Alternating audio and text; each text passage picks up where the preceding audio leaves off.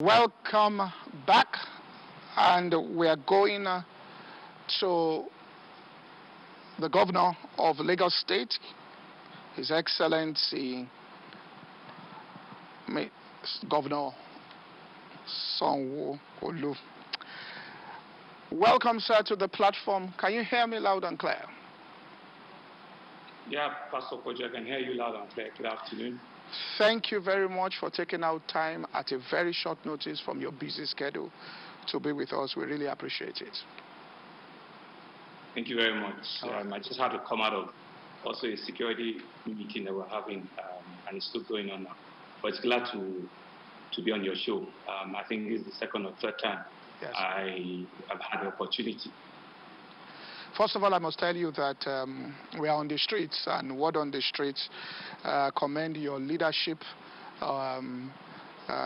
exemplary leadership in leading during this COVID-19 period. So on behalf of the people, we want to say thank you for the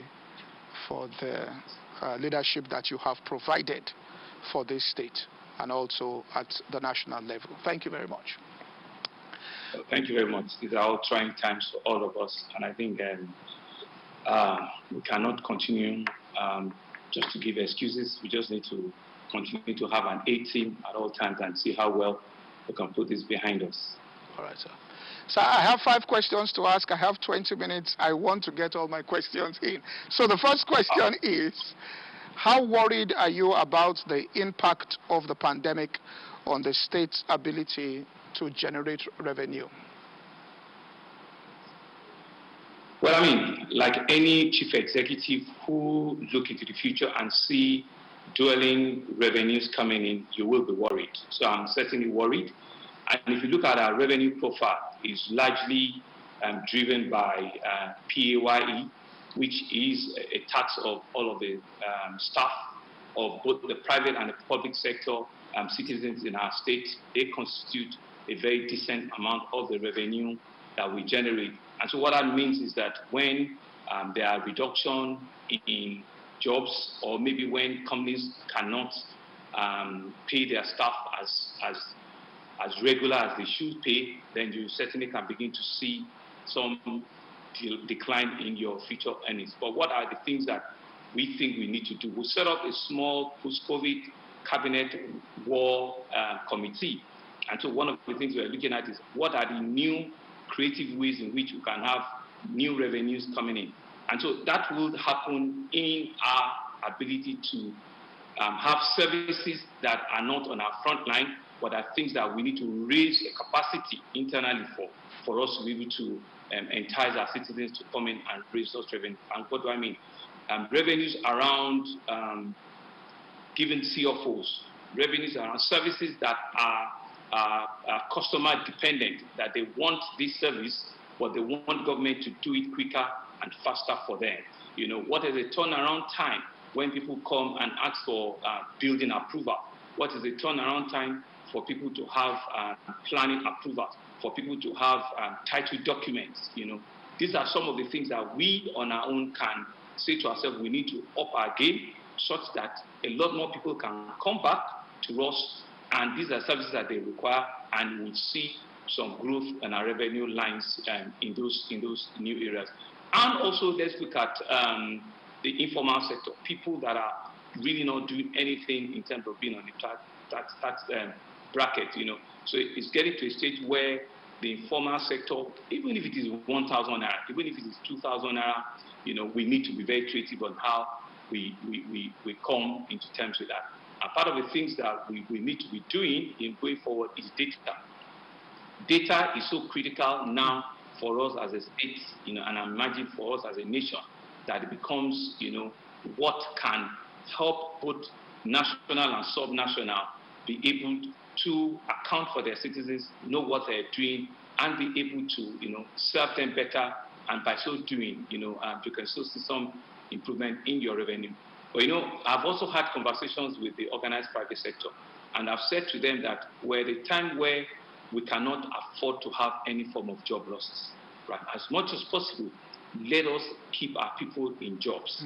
Let us ensure that it is not only profitability that is defining our goal, but sustainability. Like Jack Ma said, all of us need to be alive throughout this year. It's only when we're alive throughout this year that we can begin to talk about shareholder value, putting money aside for dividend payments, and all of that. Now is the time for all of us, both the private sector and the public sector, to see how we can creatively keep our people in jobs. Yes, they might not have 100%, participation on the day-to-day basis, but we certainly must begin to put them into those jobs. All right, sir. I want to ask this question. One of the lessons that COVID-19 pandemic has taught the world is that there is no such thing as over-preparedness. In a post-COVID world, how do you intend to balance the budgetary allocation to ensure maximum preparedness for these unexpected pandemics and government spend on critical infrastructure and human capital development? Well, that's a tough question, and it's a very difficult balance. One has to think, very quickly on how to be able to do it. Like you said, nobody had ever had to plan or prepare for a massive pandemic like this. So one of the things we've done or we're doing is that let's plan for the best, let's hope for the worst. And so what that means is it's clear to all of us that our health facility, both in terms of capital, human, and infrastructure, is so critical to any form of government. So that becomes, a to-do list for us. And part of the things that we have started doing even this year is to see how we increase our budgetary allocation on the health sector. So we have said to ourselves that over the next 4 years, we will increase that budget to as close to 18-20% as possible. And I think this year we'll have about 12-13%. So what that means is that we're even probably going to be spending a lot more in that sector. So that becomes a critical sector for all of us right down the value chain. Education is also pretty critical because that is the future. That is the future that we see that we can give to the population coming behind us. After education is to see what are the other things: balance, security, and infrastructure. Infrastructure is what you use to recreate the economy, that people can have sustainability in terms of how well they move from one part or the other, how well you create, their turnaround time, how do people, relate on the road, transportation, housing, power. But one of the things that this has taught us is that we all need to be very innovative and very creative. Things that we can do from our residence or from our offices that we don't need to go out to do. Let's now begin to build those capabilities internally. So government too needs to look at its budget and see how do they need to improve infrastructure in information technology and everything around technology, as it were. Because we've seen that technology is also a strong enabler that can help us serve our people remotely and also be able to bring governance to people quicker and faster.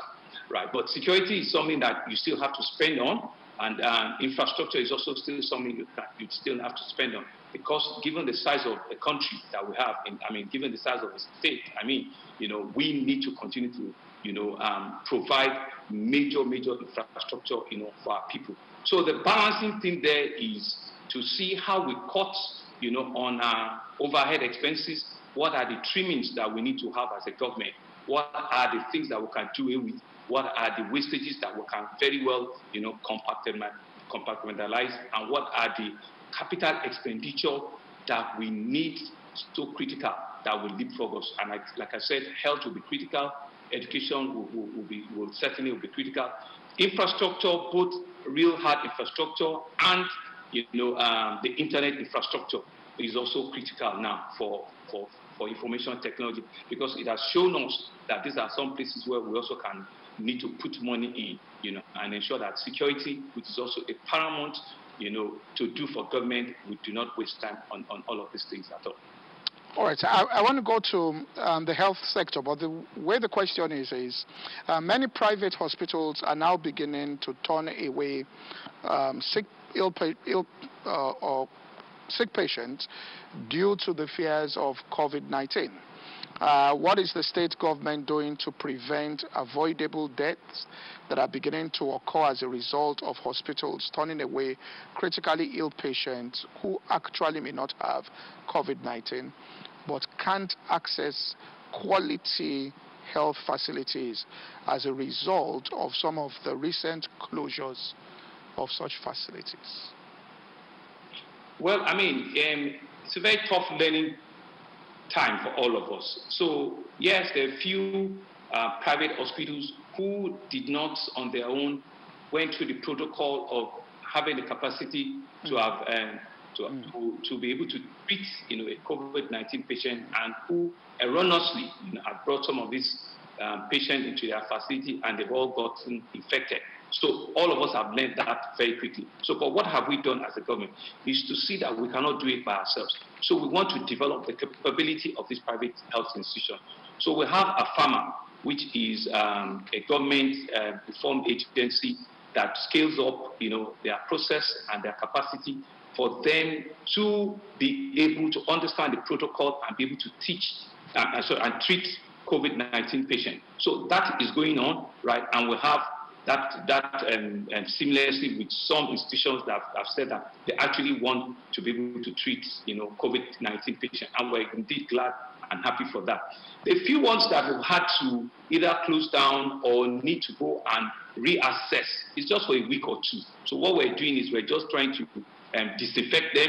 We're trying to do a lot of cleanup, such that they can open up, a week down the line and begin to take in new patients who will come in regularly for other illnesses or sicknesses. So it's a balancing thing too.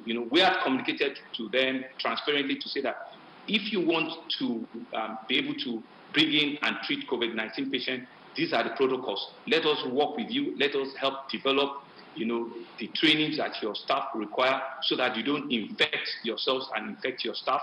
That is going on. We've done that with a few of the hospitals. And the ones, that have done that mistakenly, we have also reprimanded them and we've cleaned them up. We're going to open some of them back in the days and the weeks, ahead. But what I want to say is that the patients themselves, people need to be very transparent when they go to our hospitals. People need to give their medical history. People need to be able to tell their doctors what are their preconditions.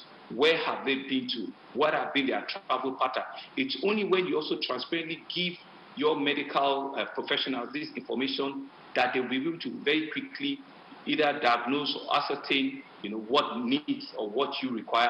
And they also need to be able to prepare themselves against what new patient they have in front of them. So it's a balancing thing that we've had to do both with the health professionals, and we're communicating that also with our citizens, right? But even for us as a government, all our 27 secondary health facilities, even our tertiary one, is not a COVID-19 hospital. We've deliberately taken our patients to isolation centers.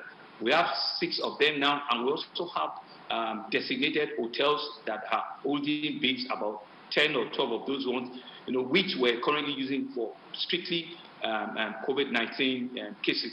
So in all of our 27 secondary health facilities, they're still treating regular, walk-in patients. They're still treating gynae cases. They're still treating accident and emergency cases. And LASUD, which is our tertiary health facility, is still treating all the retinue of cases, outside of COVID-19, because we realize that people will still fall sick. People still need medical attention that has nothing to do with COVID-19. So we are doing that, and we'll ensure that, our infectious disease hospital, which is at mainland, have the capacity to treat COVID-19, and the other isolation centers that were created, including Bagara that we just opened yesterday, and 1 or 2 other facilities that I did mention yesterday that were open. Thank you. Just ask one more question. You must be one of the busiest men now. So ask one final question. Now, there is a saying that one should never let a crisis go to waste, because it's believed that during a time of crisis, it gives liberty, in some cases, to leadership to even take certain steps that people may have, been apprehensive about. What opportunities have you identified in this period for Lagos State in terms of improving how the state will be run in the future that will become a norm going forward? Well, thank you very much. And I think it speaks to your own opening comment, because I listened to you in your opening comment earlier today, which is where you said that it's really what happens post-COVID, that will really determine who we are, and not currently what we're doing now.